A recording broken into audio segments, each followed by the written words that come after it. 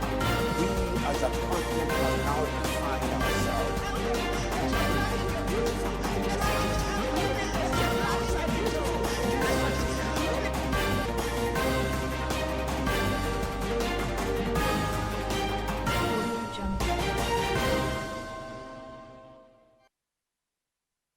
In the news, Presidential Committee. Governors demand dissolution of Presidential Committee. COVID-19, NCDC launches campaign in highly affected states. Israel-Gaza violence. Hamas officials predict ceasefire in days. AFCON's 2022, CAF postpones Falcons and Queens match to October. Details shortly.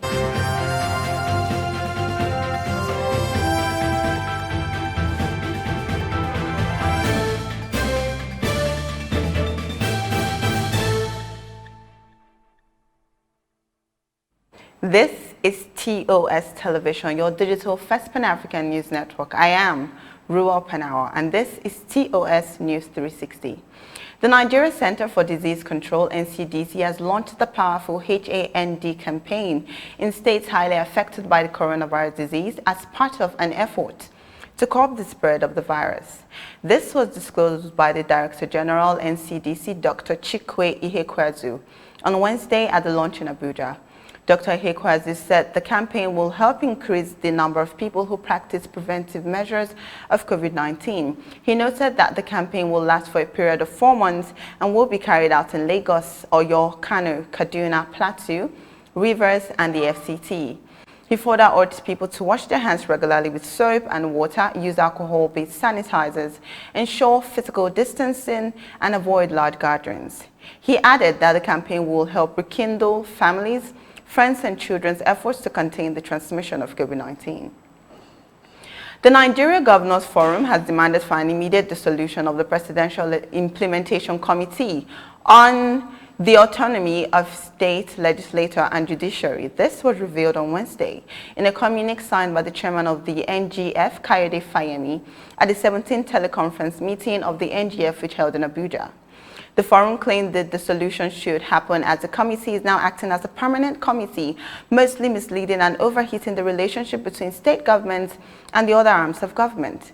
The NGF also agreed on the need to continue to maintain COVID public health guidelines and vaccination protocols in order to curtail the spread of the coronavirus disease. The Economic and Financial Crimes Commission, EFCC, and the Brazilian Embassy on Wednesday have made a partnership pledge to fight cybercrime, fraud, and other crimes affecting the economic and financial growth of Nigeria and Brazil. This decision was made when the chairman of the EFCC, Abdul Rashid Bawa, paid a courtesy visit to the Brazilian Embassy in Abuja.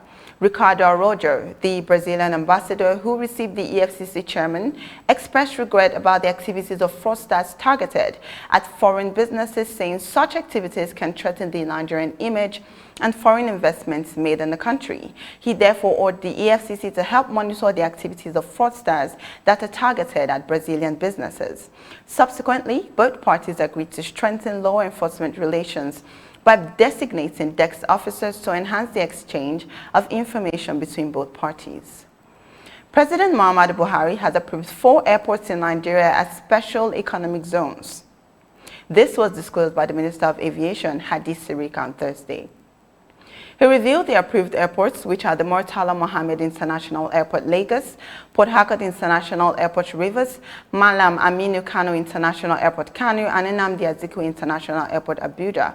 Prior to this, the minister on Wednesday assured Nigerians that the national airliner will begin full operation by the first quarter of 2022, saying the ministry will try to do all the needful in order to achieve this.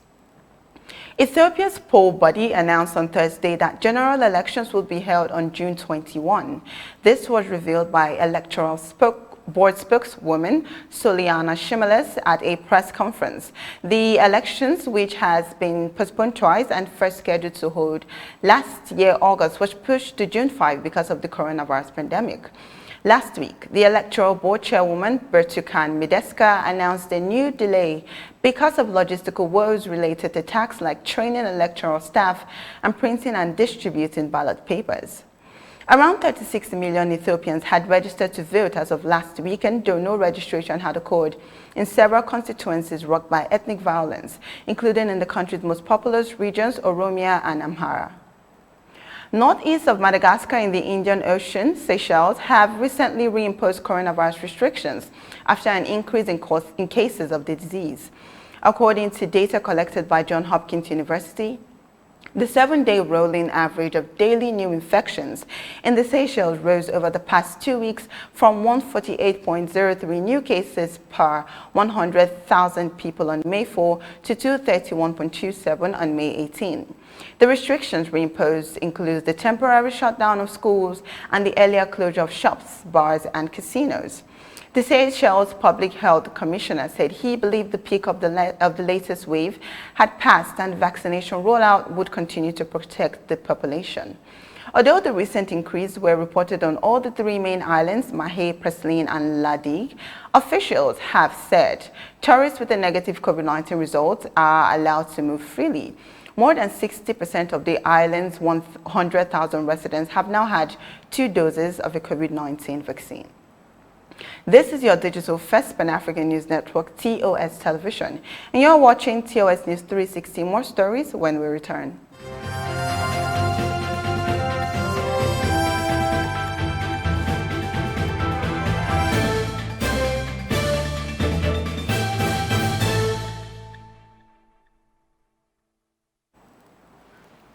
Chinese officials called on the international community to increase its assistance in COVID-19 distribution in Africa. Director General of the African Department at the Chinese Ministry of Foreign Affairs, Wu Peng, on Thursday, while preparing for a briefing in Beijing, asserted that it was very crucial to start the manufacturing of COVID-19 vaccines on the African continent. He added that although most African countries lack countries' industrialization levels, international countries must come together to support local manufacturing of the vaccines in Africa, as countries like Egypt and South Africa have industrial bases for it. Wu Peng said that China has been donating and selling vaccines to approximately 40 African countries.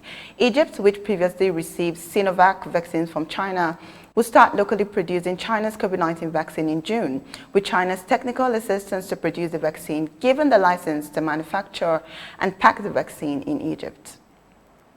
Hamas political official Musa Abu Marzouk has said he expects a ceasefire with Israel within a day or two.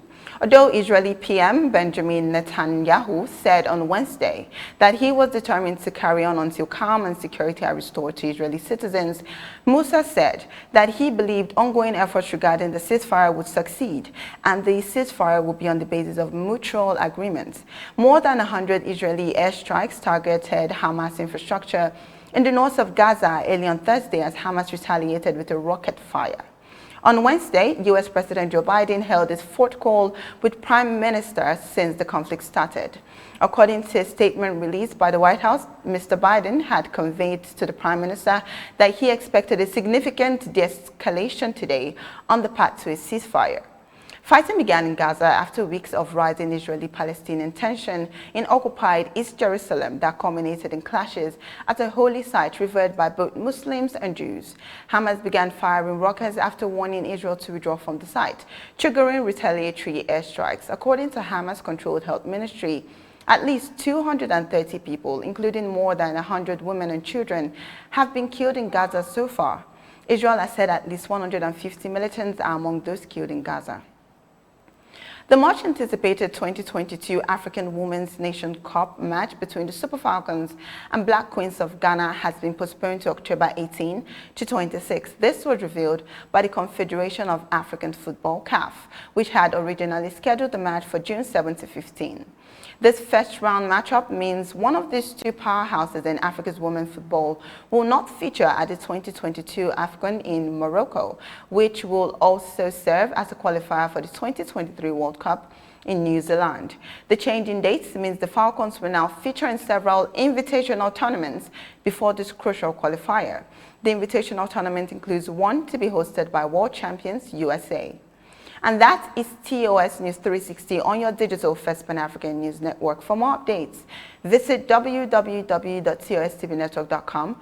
Do follow and like our social media handles on Facebook, Twitter, and Instagram. And remember to subscribe on YouTube.